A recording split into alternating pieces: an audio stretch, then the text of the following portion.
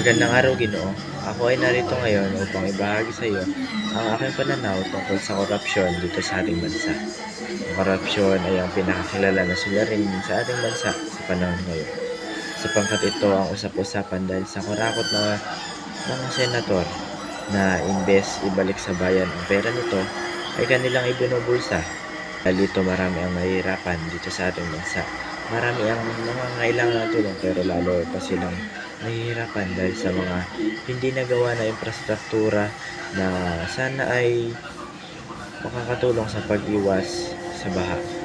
Ngunit ito ay hindi nagawa. Kaya mas lalo pang lumala ang pagbaha dito sa Pilipinas na nakaapekto sa maraming mamamayan.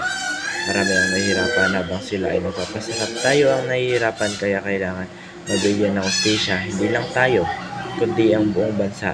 Sapagkat buong bansa ang nagsasuffer. Muli, magandang araw, Ginoo. Ako ay nagpapasalamat sa pakikinig mo.